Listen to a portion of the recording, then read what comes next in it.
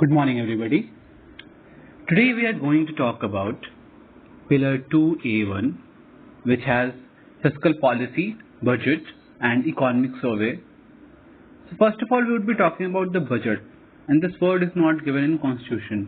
Apart from that, budget के साथ साथ तीन चीजें और पब्लिश की जाती हैं. एक एनुअल फाइनेंशियल स्टेटमेंट, दूसरा finance bill for collecting taxes and appropriation bill for spending money. पहले बही खाता सिस्टम लॉन्च था, अब वो डिजिटल हो गया है. टैब्स के थ्रू बजट पब्लिश की जा रही है.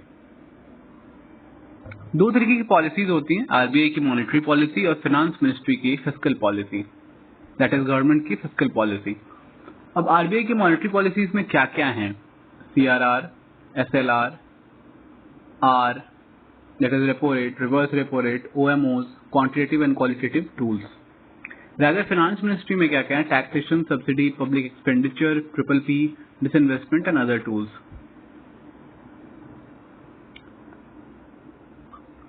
ये सारी चीजें उतनी इंपॉर्टेंट नहीं है.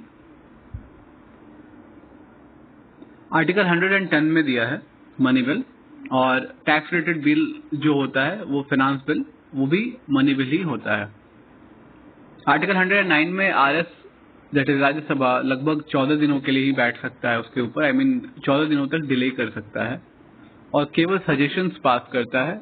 वो उसमें अमेंडमेंट्स नहीं कर सकता. पार्लियामेंट टैक्स बढ़ा नहीं सकती है, जितनी उस बिल में दी गई है उससे बढ़ा नहीं सकती है, पर उसे एबॉलिश कर सकती है या कम कर सकती है. आरएस का अप्रूवल नेसेसरी नहीं होता. अब फाइनेंस बिल क्या है? फाइनेंस बिल में सारे प्रपोजल्स हैं, जैसे कस्टम ड्यूटी कितना होगा, इनकम टैक्स कितना होगा. ये बिल अमेंड करता है दो चीजों को, आईटी एक्ट 1961 को और कस्टम्स एक्ट 1962 को. अब एक आर्टिकल 266 है जिसमें कंसोलिडेटेड फंड ऑफ इंडिया है. तो इसमें क्या क्या इनकमिंग चीजें हैं और क्या क्या आउटगोइंग चीजें हैं, इसके बारे में थोड़ा देख लेते हैं कि टैक्स रेवेन्यू, लोन्स जो बोरो किए जाते हैं या लोन जो रिकवर किए जाते हैं, उन सारी चीजों को CA5 की तरफ भेजा जाता है. और यही मनी इसी पे चार्ज होती है बहुत सारे एक्सपेंडिचर्स, जैसे salary of president, vice president, supreme court of India के जजेस, इन सारी चीजों की सैलरी चार्ज होती है. रादर बहुत सारी चीजें एप्रोप्रिएशन बिल के थ्रू इससे पैसे निकाले जाते हैं. ये कोई रेस्पेक्टिव डिपार्टमेंट का बैंक लॉकर नहीं है कि सब कुछ एक जगह हो. ये सबके अपने अपने डिपार्टमेंट्स के अकाउंट्स में ही रहता है. Article 266 public account of India, इसमें जितने भी स्मॉल सेविंग स्कीम्स हैं, मनी ऑर्डर्स हैं, रेमिटांसेस हैं, पोस्ट ऑफिस इंश्योरेंस स्कीम्स हैं, EPFOs हैं, ये सारी चीजें इसकी इनकमिंग कंपोनेंट्स हैं. और आउटगोइंग मेनली पेंशंस, इंश्योरेंसेज और रेमिटांसेस जो फैमिलीज को जाते हैं, वो इसके आउटगोइंग कंपोनेंट्स हैं. और इसके लिए पार्लियामेंट की अप्रूवल नेसेसरी नहीं होती, rather consolidated fund of India के लिए होती है. अब कॉन्टिजेंसी फंड क्या है? प्रेसिडेंट ने अपने बिहाफ पे फाइनेंस मिनिस्ट्री को, फाइनेंस सेक्रेटरी को कहा है रखने के लिए कुछ पैसे फॉर अनफोर्सिन सर्कमस्टांसेस, जिसमें अभी ये 500 करोड़ से बढ़ के 30,000 करोड़ हो चुका है. 30K करोड़.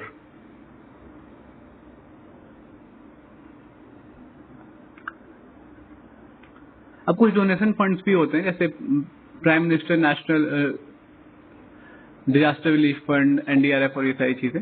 तो ये नेहरू 1948 में बनाए थे, जवाहरलाल नेहरू 1948 में बनाया था. सिमिलरली प्रधानमंत्री मोदी जी ने PM केयर्स बनाया 2020 में. और ये कोई भी डिस्ट्रेस सिचुएशन को डील करने के लिए कैपेबल होता है. जैसे कोविड-19 में इसके बहुत सारे पैसे निकाल के खर्च किए गए थे. इसको ये पार्लियामेंट के द्वारा नहीं बनी हुई है, कोई बजट से सपोर्ट नहीं है इसको, और केवल डोनेशंस पे काम करता है. पॉइंट डोनेशंस भी ले सकता है. डोनर को इनकम टैक्स का एग्जेप्शन मिलता है, PMO इसे ऑपरेट करती है, और प्राइम मिनिस्टर के एक्स ऑफिशियो चेयरमैन होते हैं. रैदर कुछ एक्स ऑफिशियो ट्रस्टीज भी होते हैं, जो कि ministry of defence, home affairs and finance के मिनिस्टर्स होते हैं, और 3 नॉमिनेटेड ट्रस्टीज होते हैं. अंडर इंडियन ट्रस्ट एक्ट ये CFI का पार्ट नहीं है. अब फाइनेंशियल ईयर 1 अप्रैल से 31 मार्च होता है, दैट्स इट, इससे ज़्यादा जानने की जरूरत नहीं है।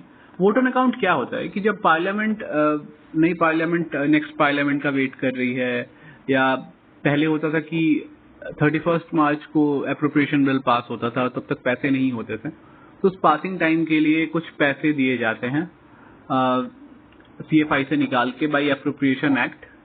ये लगभग 1/6 ऑफ द अमाउंट होता है, 1/6 ऑफ द अमाउंट होता है डे टू डे खर्चों को मीट करने के लिए, जब तक बजट पास नहीं हो जाती तब तक। ये 1/2 गलत डेटा है, 1/6 is correct data right now. Interim budget क्या है? इसे कोई कॉन्स्टिट्यूशन ने डिफाइन नहीं करा, पर ये ट्रांजिशन पीरियड के लिए जो जाने वाली गवर्नमेंट है, या जो गवर्नमेंट अभी इलेक्शन के लिए जा रही है, वो गवर्नमेंट उसे पेश करती है। ये ट्रेडिशनल प्रैक्टिस है, ये कॉन्स्टिट्यूशन में कहीं भी मेंशन नहीं है, not even as annual financial statement. अब इकोनॉमिक सर्वे को चीफ इकोनॉमिक एडवाइजर पब्लिश करते हैं। फाइनेंस मिनिस्ट्री में डिपार्टमेंट ऑफ इकोनॉमिक अफेयर्स के वो हेड भी होते हैं, उनका 3 साल का टेन्योर होता है, इनका रीअपॉइंटमेंट भी पॉसिबल है। ये कोई कॉन्स्टिट्यूशनल और स्टैट्यूटरी पोस्ट नहीं है, इनके पास इंडियन इकोनॉमिक सर्विस के ऑफिसर्स का चार्ज होता है। कोई भी कॉन्स्टिट्यूशनल ऑब्लिगेशन नहीं है इकोनॉमिक सर्वे बनाने का। फाइनेंस मिनिस्ट्री के कुछ डिपार्टमेंट्स होते हैं, ये देख लेते हैं हम। डिपार्टमेंट ऑफ इकोनॉमिक अफेयर्स ये बजट और इकोनॉमिक सर्वे बनाता है। डिपार्टमेंट ऑफ रेवेन्यू, इसमें CBI और CBDT रहते हैं। डिपार्टमेंट ऑफ एक्सपेंडिचर में PFMS है, public finance management system. Controller general of account भी यहीं पे बैठता है। भारत कोष नॉन टैक्स रिसीट पोर्टल है। डिपार्टमेंट ऑफ फाइनेंशियल सर्विस में बैंक बोर्ड्स ब्यूरो है, PSB रिकैपिटलाइजेशन का सिस्टम है वहाँ पे। पब्लिक सेक्टर FIs हैं, फाइनेंशियल इंक्लूजन स्कीम्स को देखता है ये डिपार्टमेंट। दीपम क्या है? दीपम डिसइन्वेस्टमेंट और पब्लिक एसेट मैनेजमेंट का डिपार्टमेंट है फाइनेंस मिनिस्ट्री के अंतर्गत। डिपार्टमेंट ऑफ पब्लिक एंटरप्राइजेज में एम्प्लॉय की ट्रेनिंग, VRS सुपरविजन, ये सारी चीजें, रत्ना स्टेटस, ये सारी चीजें डिपार्टमेंट ऑफ पब्लिक एंटरप्राइजेज की है। अब हम पिलर 2A देखेंगे। ये मेनली टैक्सेशन और basics of different types of taxation के बारे में है। अब बजट क्या है? बजट में क्या क्या कंपोनेंट्स हैं ये जरा देख लेते हैं। बजट एनुअल फाइनेंशियल स्टेटमेंट है। अब इसे देखिए हम कैसे कोशिश करेंगे इसे याद करने की। देखिए, बजट में होता है 2 कंपोनेंट, रेवेन्यू और capital. Revenue budget and capital budget. Revenue में 2 चीजें होती हैं, रेवेन्यू रिसीट्स, रेवेन्यू एक्सपेंसेस, और फिर कैपिटल में भी capital receipts and capital expenditure. अब रिसीट्स क्या है? रिसीट्स 2 तरीके के, टैक्स और नॉन टैक्स रिसीट्स, जिसमें एक डायरेक्ट टैक्स में भी डायरेक्ट टैक्सेस और इनडायरेक्ट टैक्सेस। इसे और आगे डील करेंगे बेहतर तरीके से। एक्सपेंडिचर में क्या है? Interest repayments, salaries, grants, subsidies. Non tax में जनरली वो कंपोनेंट्स आते हैं जैसे रेलवे टिकट का जो उससे जो टर्नओवर्स आए, उसको जो हमने फी और पेनाल्टीज लगाए, उससे नॉन टैक्स रेवेन्यूज आते हैं। कैपिटल क्या है? कैपिटल में डेट और non debt creating capital receipts. Debt में एक्सटर्नल और इंटरनल दोनों हो सकता है, और डिसइन्वेस्टमेंट से जो पैसे आते हैं या लोन रिकवरी से जो पैसे आते हैं वो non debt creating capital receipts होते हैं। एक्सपेंडिचर में क्या है? इंफ्रास्ट्रक्चर के लिए जो एक्सपेंसेस किए जाए वो, loan to different UT and states, investment कहीं किए गए, रिपेइंग प्रिंसिपल्स जब रिपे किए तो वो कैपिटल में आता है। जबकि कैपिटल के एक्सपेंडिचर में आता है जब प्रिंसिपल रिपे करते हैं, और रेवेन्यू के एक्सपेंडिचर में आता है जब इंटरेस्ट रिपे करते हैं सेम लोन पे। डायरेक्ट टैक्स क्या होता है? डायरेक्ट टैक्स क्या है कि इंसिडेंस और इम्पैक्ट दोनों सेम पर्सन पे हैं, और इनडायरेक्ट टैक्स क्या है कि इंसिडेंस और इम्पैक्ट दोनों अलग अलग पर्सन पे है। जैसे कि GST वो लगती दुकानदारों पे है, लगती वो प्रोडक्शन हाउसेस पे है, बट पे हम लोग करते हैं। और इनकम टैक्स क्या है कि हमने ही पे किया, हम ही पे लग रही है। डायरेक्ट टैक्सेस में भी 3 तरीके के टैक्सेस हो सकते हैं। प्रोपोर्शनल टैक्स, जिसमें सब किसी के लिए सेम प्रोपोर्शन होगा। प्रोग्रेसिव टैक्स क्या है कि टैक्स स्लैब डिपेंड करेगा इनकम पे, जैसे इंडिया में अभी है कि 7 लाख के ऊपर इतना %, उसके ऊपर 30 लाख के ऊपर इतना %, इस तरीके से। और रिग्रेसिव टैक्सेस जैसे कि इनडायरेक्ट टैक्स सब किसी पे लगती है उतनी ही, वो अमीर हो, गरीब हो, कम कमाता हो, ज्यादा कमाता हो, दैट डजंट मैटर, उस पर टैक्स लगेगा, उतना ही लगेगा। डाइग्रेसिव टैक्स क्या है कि अगर डायरेक्ट टैक्स इंक्रीज कर जाता है इस पॉइंट पे कि उसके बाद यूनिफॉर्म रेट सब किसी को लगने लगती है, तो उसे डाइग्रेसिव टैक्स कहते हैं। अब इसके लिए कुछ प्रिंसिपल ऑफ टैक्सेशन है। इसके लिए एक मैंने निमोनिक तैयार किया है कि taxes are certainly equal and convenient for economy. इसमें 5 शब्द हैं। पहले तो taxes are convenient, sorry taxes are certainly equal and convenient for economy. तो टैक्सेस, सबसे पहला ये taxation, then certainly to certainty, then equal to equality, and convenient for convenience, and then economy। तो ये चारों पांचों फैक्टर्स हमें याद रखने होंगे। तो निमोनिक क्या है? Taxes are certainly equal and convenient for economy. अब डायरेक्ट टैक्सेस की बात करेंगे हम मेनली। डायरेक्ट टैक्सेस में अब देखिए, टैक्सेस जो है वो 3 चीजों पे लगती हैं डायरेक्ट टैक्सेस में। सबसे पहला टैक्स इनकम पे लगेगी, दूसरी एसेट्स पे लगेगी, और तीसरी एक्सपेंडिचर पे लगेगी। That is income, assets and expenditure. तो इनकम पे क्या क्या टैक्सेस लगती हैं? Corporation tax, minimum alternate tax, income tax, capital gain tax. ये यूनियन लगा सकता है। और स्टेट का लगाता है agri income tax, professional tax, ये सारी चीजें स्टेट लगाता है। अब डायरेक्ट टैक्स में क्या क्या है जो कि एसेट्स पे लगते हैं? उसमें सिक्योरिटी ट्रांजैक्शन टैक्स है और कमोडिटी ट्रांजैक्शन टैक्स है। पहले DDT, wealth tax, banking cash transaction tax, state duty, ये सारी चीजें लगती थी। जीएसटी आने के बाद ये एबॉलिश हो गई। स्टेट क्या क्या लगा सकता है? Land revenue, property tax, stamp duty, registration duty, ये सारी चीजें स्टेट लगा सकता है। टैक्सेस ऑन एक्सपेंडिचर, ये स्टेट वाइज अपना लगा हुआ है और ये सारी चीजें एबॉलिश हो चुकी हैं। अब सरचार्ज, ये टैक्स ऑन टैक्स है, ये जानना हमें जरूरी है।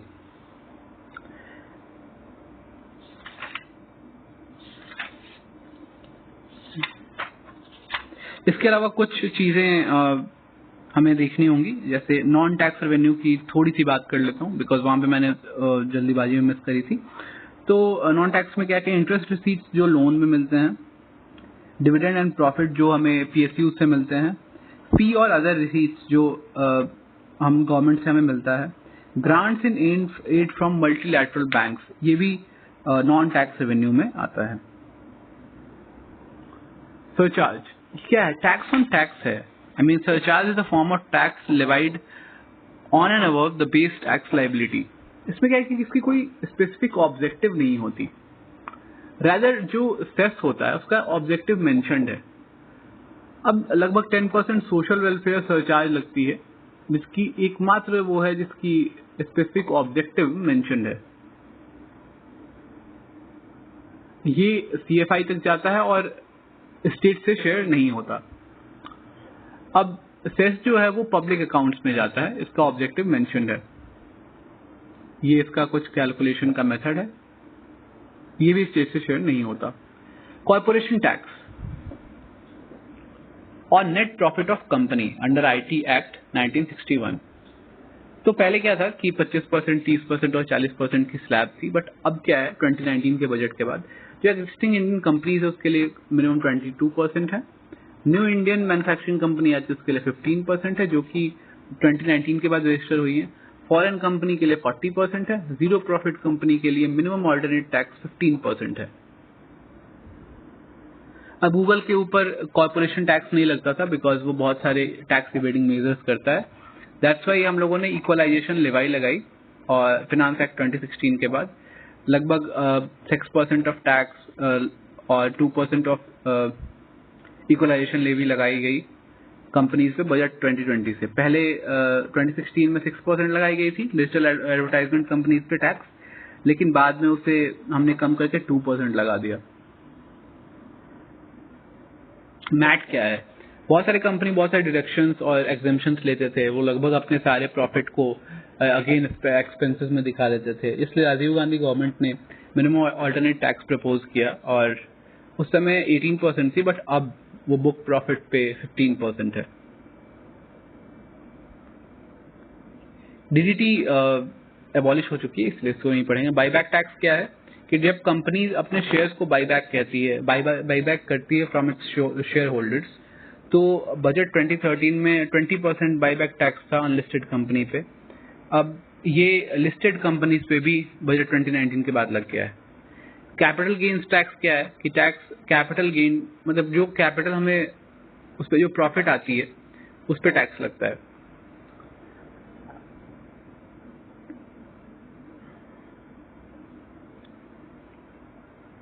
कुछ और डायरेक्ट टैक्सेस है, जैसे लैंड पे लगती है, प्रॉपर्टी पे लगती है, ज्वेलरी पे लगती है, पेंटिंग्स पे लगती है, व्हीकल्स पे लगती है। ये सब एक तरीके के एसेट्स हैं। शेयर्स पे लगती है, बॉन्ड्स पे लगती है। अगर प्रॉफिट को सेम ही चीज में वापस सेम एसेट में इन्वेस्ट कर दिया गया तो हमें कैपिटल गेन्स टैक्स देने की जरूरत नहीं है। अब इनकम टैक्स 24 जुलाई इनकम टैक्स डे मनाई जाती है। ये 1857 में पोस्ट 1857 रिवोल्ट इनकम टैक्स लगाई गई थी, वॉर में जो खर्चे हुए थे उसको गेन करने के लिए।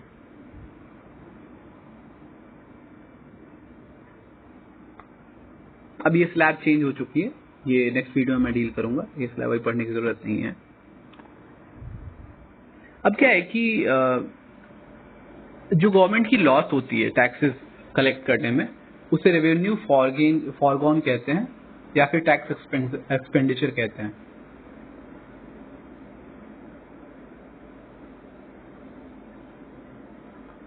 ये उतनी इंपॉर्टेंट नहीं है direct tax code. Financial transaction taxes, जिसके अंतर्गत दो चीजें आती हैं, सिक्योरिटी ट्रांजैक्शन टैक्स और commodity transaction tax. Security transaction tax क्या है कि सेल और परचेज करेंगे शेयर, बॉन्ड्स, ईटीएफ्स, डेरिवेटिव्स, इन सारी चीजों को अगर स्टॉक एक्सचेंज पे हम शेयर को बेचते या खरीदते हैं तो उस पर हमें सिक्योरिटी ट्रांजैक्शन टैक्स लगेगी। और एक टॉबिन टैक्स भी होती है जो कि मनी के स्पेकुलेशन पे लगती है।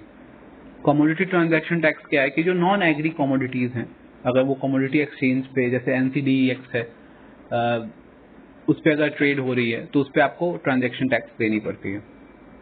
अब स्टाम्प ड्यूटी स्टेट लगाता है, ये अप्लाई होती है value of share, bond, security और इन सारी चीज़ों को जब हम रेंट करते हैं या किसी लीगल एग्रीमेंट के थ्रू, तो उस पर स्टाम्प ड्यूटी लगती है।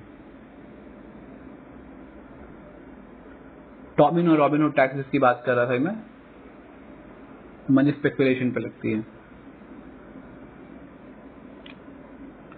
इंडिया में जो फॉरेन करेंसी कन्वर्जन है उसको टॉबिन टैक्स नहीं, उसमें जीएसटी ही लगा देते हैं हम। जीएसटी के अम्ब्रेला टर्म के अंदर ही हमने टॉबिन टैक्स पे रख दिया है। प्रिजम्पटिव टैक्सेशन क्या है? ये टैक्स नहीं है बट एक प्रोसेस है कि अगर डॉक्टर, लॉयर, डिजाइनर, ये सारी चीजें या फ्रीलांसर्स हैं, ये किसी कॉर्पोरेट फर्म में काम कर रहे हैं and it is being learned that वो टैक्स नहीं पे करेंगे, तो उनका पहले ही टैक्स कट करके उन्हें दे दिया जाता है पैसा, सो दैट उनका प्रिजम्पटिव टैक्सेशन हो जाता है। एडवांस टैक्स क्या है कि पहले ही हमने इंस्टॉलमेंट भर दी। टीडीएस क्या है कि जब एजुकेशन इंस्टीट्यूशन है वो टीचर्स को सैलरी दे रहा है और टीचर टैक्स इवेजन कर सकता है क्योंकि उससे सैलरी कैश में दी जा रही है, तो एजुकेशन इंस्टीट्यूशन क्या करता है कि 10% ऑफ टीचर सैलरी को इनकम टैक्स में पे कर देता है और उसका पैन कार्ड गवर्नमेंट को दे देता है। जब वो फैकल्टी टैक्सेबल इनकम के ऊपर आ जाता है तो वो गवर्नमेंट में अपना टैक्स क्लेम करेगा और उसे टैक्स वापस मिल जाएगा। उसी को टीडीएस रिफंड भी कहते हैं। अब टीसीएस क्या है? केस बाई केस बेसिस चलता है। इसमें अगर किसी ने गाड़ी खरीदी और वो लगभग टैक्सेशन से कोई इवेड करना चाहता है तो 1% टीसीएस वहीं पे दैट कंपनी वुड डिडक्ट, और बाकी अगर वो जब वो उसे फाइल करेगा टैक्सेशन को तो उसे वो पैसे वापस मिल जाएंगे। इनडायरेक्ट टैक्सेस में क्या क्या चीजें हैं? इनडायरेक्ट टैक्सेस इंसिडेंस और इम्पैक्ट सेम आदमी पर नहीं पड़ता, जैसे कि जीएसटी। इसमें ये सीबीआईटी से देखता है, डिपार्टमेंट ऑफ रेवेन्यू का।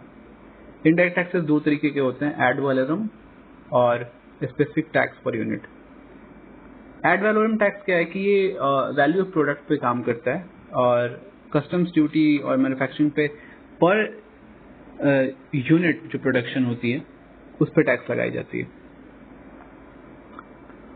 अब इसके मेरिट और डिमेरिट थोड़े से हैं, ये वीडियो पॉज करके देख लेना। पाइगोवियन टैक्स क्या है? अब जो निगेटिव एक्सटर्नलिटीज जो कंपनीज करती हैं, जैसे पोल्यूटिंग इंडस्ट्रीज जो कोल प्रोड्यूस करती हैं, ये सारी चीज़ें, और कोल बर्न करके कोई चीज़ बनाती हैं, या स्टील प्रोडक्शन, तो ये सारी कंपनीज के लिए पाइगोवियन टैक्स लगता है, जैसे सिगरेट अल्कोहल बनाने वाली कंपनीज भी। सिन टैक्स क्या है? ये इमोरल थिंग्स पे इम्पोज की जाती है, ये सॉर्ट ऑफ इंडिविजुअल्स पे सिन टैक्स लगाई जाती है।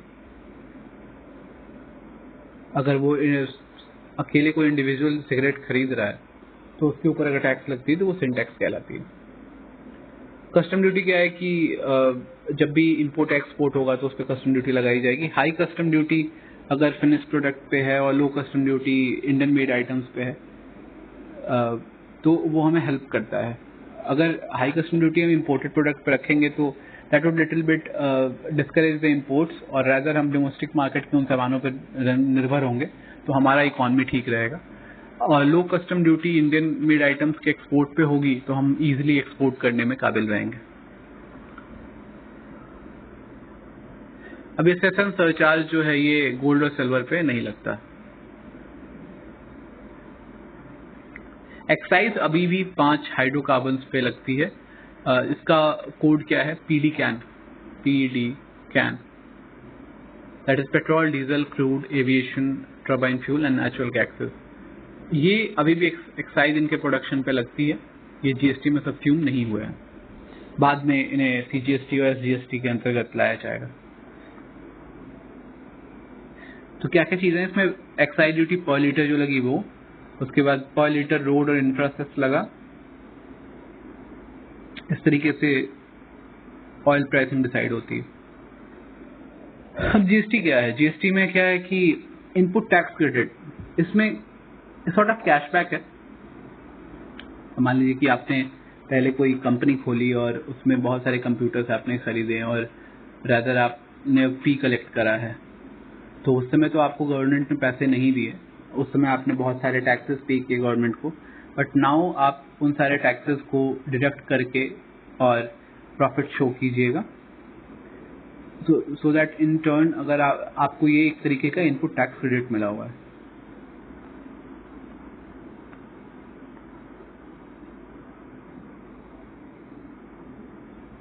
ये सारी चीजें ऑब्सोलीट हो चुकी है, नहीं याद नहीं करना। यूनियन सेंट्रल एक्साइज 1944 में पहली बार आया था, फिर 1986 में राजीव गांधी ने इनपुट टैक्स क्रेडिट की व्यवस्था करी। उसके बाद मॉड वैट आया। ये ऐसा वैट सिस्टम है जिसमें इनपुट टैक्स क्रेडिट दी जाती थी, एक्साइज जो रॉ मटेरियल पे एक्साइज दी गई प्रोडक्ट प्रोड्यूसर के द्वारा, उसे बाद में इनपुट टैक्स क्रेडिट दी जाती थी, सो दैट वो एक्सपोर्ट में इनेबल रह सके, कॉम्पिटिटिव रह सके। फिर सेनवैट आती है 2004 में। इसमें इनको इनपुट टैक्स क्रेडिट दोनों एक्साइज ड्यूटी और सर्विस टैक्स दोनों पे देनी जाने लगी।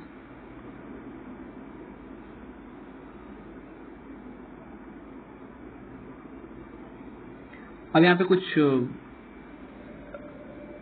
कॉन्स्टिट्यूशनल अमेंडमेंट एक्ट है, जैसे 101 में जीएसटी आता है, 102 में कॉन्स्टिट्यूशनल स्टेटस टू एनसीबीसी है, 103 में 10% टू ईडब्ल्यूएस 2019, देन 104 में एंग्लो इंडियंस के रिजर्वेशन की बात की गई है, उन्हें एबॉलिश कर दिया गया है लोकसभा और स्टेट लेजिस्लेटिव असेंबली से, और 105 में स्टेट का पावर को रिस्टोर किया गया सो दैट वो ओबीसी की लिस्ट बना पाए। 106 बहुत ही रिसेंट है जिसमें 33% रिजर्वेशन टू वुमेन है in Lok Sabha and in legislative assembly including the seats of SC and ST. वो लेजिस्लेटिव काउंसिल और राज्यसभा में रिजर्वेशन नहीं है। ये अप टू 15 इयर्स के लिए अब तक दिया गया है। उसके बाद फिर रिव्यू कमेटी बैठेगी और वो देखेगी कहाँ तक रिजर्वेशन देना सही है। GST online portal,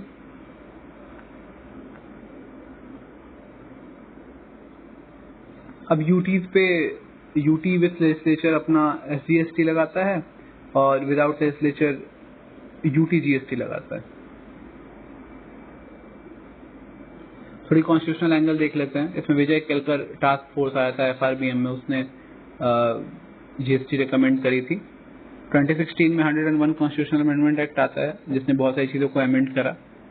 269A IGST लगा है, 270 में CGST है, 279 में GST काउंसिल बनाई गई जो कि हेडेड है बाय फाइनेंस मिनिस्टर। 366 में alcoholic liquor for human consumption, इसको बाहर रखा गया GST से।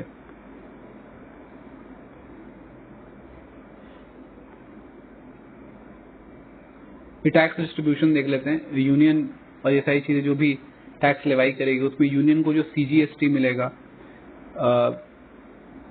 फिनांस कमीशन इस पे फॉर्मूला बनाएगा। हॉरिजॉन्टल डिवोल्यूशन के लिए फिनांस कमीशन फॉर्मूला देगा। अभी 41% है। इसकी भी कुछ क्राइटेरियाज है। क्राइटेरिया का आपको याद कर सकते हैं आईपैड FT से। ओके, आईपैड FT कैसे याद कर सकते हैं आप? इसमें आईपैड FT में हम आई फॉर इनकम जो कि 45% है, और then population with respect to 2001 census, sorry 1971 census, then 12.5% for demographic performance के लिए, 10% फॉर फॉरेस्ट एंड इकोलॉजी के लिए, and 2.5% for tax and fiscal efforts के लिए। कुछ इंसेंटिव्स भी मिलते हैं, परफॉर्मेंस लिंक्ड है वो, सोशल सेक्टर के लिए, रूरल इकोनॉमी के लिए, गवर्नमेंट और एडमिनिस्ट्रेटिव रिफॉर्म्स के लिए, बट ये मेजर क्राइटेरियाज नहीं है। जीएसटी काउंसिल की कॉम्पोजिशन देख लेते हैं। यूनियन का रिप्रेजेंटेटिव एक union minister of state for finance होता है और finance minister as a chairman होता है। स्टेट रिप्रेजेंटेटिव हर एक स्टेट से एक मिनिस्टर आएगा इंक्लूडिंग यूटी विथ लेजिस्लेचर, और वो रोटेशनल बेसिस पे वाइस चेयरमैन बनते रहते हैं। Chairman of CBIT and C ये भी उसमें परमानेंट इनवाइटी होते हैं, लेकिन इनका कोई वोटिंग पावर नहीं होता। किसी प्रपोजल को पास करने के लिए लगभग 3/4 वोट्स चाहिए हमेशा, और काउंसिल का कोरम 50% का है, और 3/4 जो वोटिंग पावर है उसमें 1/3 वोटिंग पावर यूनियन का है और 2/3 वोटिंग पावर स्टेट्स का है। ये बहुत ही अच्छी व्यवस्था है, that's why states could adopt this thing. अभी टैक्सेशन के सेस चार्जेस को जिनको जीएसटी के अंतर्गत किया गया है उसके टैक्सेस बताएगा। ये स्टैंडर्ड रेट्स या स्लैब्स बताता है, IGST के नॉर्म्स बताता है। डिस्प्यूट रेजोल्यूशन के लिए जीएसटी एपलेट ट्रिब्यूनल भी बन गई है रिसेंटली।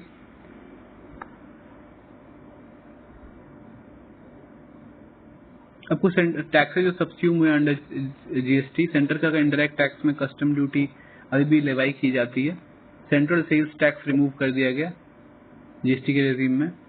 कुछ स्पेशल एडिशनल कस्टम ड्यूटी है, काउंटर वेलिंग ड्यूटी है, एंटी डंपिंग ड्यूटी है, ये जीएसटी रिप्लेस नहीं करा है, ये अभी भी इम्पोज करी जाती है। यूनियन डायरेक्ट टैक्स अल्कोहल पे, medicinal and toiletry preparation products पे, इसका रेट अभी भी जीएसटी डिसाइड करेगा। लिकर जो है अभी बाहर रखी गई है जीएसटी से। प्रोडक्शन पे लिकर के स्टेट का एक्साइज लगता है और सेल पे स्टेट का वैट लगता है। अब टोबैको पे जीएसटी है, यूनियन जीएसटी कंपनसेशन का के लिए, और फिर क्लाइमेट कंटिजेंसी ड्यूटी भी लगती है। और इनडायरेक्ट टैक्सेस पीडी कैन का तो मैंने पहले ही बता दिया आपको। अब ये कुछ चीजें हैं जिसे हमें देख लेना होगा वीडियो पॉज करके। ये यूनियन टैक्सेस हैं जो सब्स्यूम कर दिए गए या नहीं किए गए। ये स्टेट टैक्सेस हैं जो सब्स्यूम किए गए और नहीं किए गए।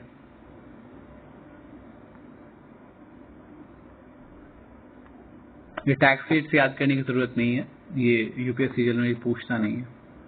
अब जीएसटी कंपनसेशन क्या है? इसमें जब जीएसटी अडॉप्ट करने की बात की गई तो कुछ स्टेट्स ने अपोज करा और कहा कि बहुत सारे हमारी टैक्सेशन हमारी चली जाएगी, तो उसके लिए जीएसटी कंपनसेशन लाया गया। वो एक सेस लगाई गई कुछ नेगेटिव एक्सटर्नलिटीज वाले प्रोडक्ट पे, और उसी सेस के थ्रू हम लोग पेमेंट करते हैं GST compensation to different states. इसके लिए क्या बिल आई गई थी? GST compensation to states act 2017।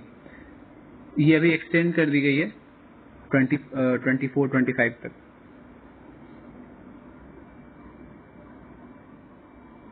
Reverse charge mechanism क्या है कि अगर सेलर रजिस्टर्ड नहीं है जीएसटी में तो जो बायर है वही पे करेगा जीएसटी। ये रिवर्स चार्ज मैकेनिज्म है। ई वे बिल सिस्टम एक ऑनलाइन पोर्टल है जिसके थ्रू हम लोग बिलिंग कर सकते हैं।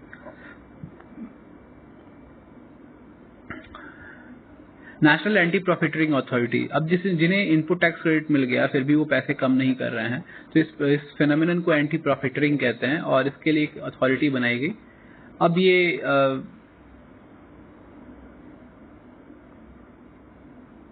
ये सारे कंपनी ने अगर प्राइसेस कम नहीं किए तो इन पे डिफरेंट तरीके के पेनाल्टीज लगाए जाते हैं और इसका अपील हाई कोर्ट में है। हियर इन और 2A2, इसके बाद हम 2A3 और I की चीजें नेक्स्ट पढ़ेंगे। Thank you.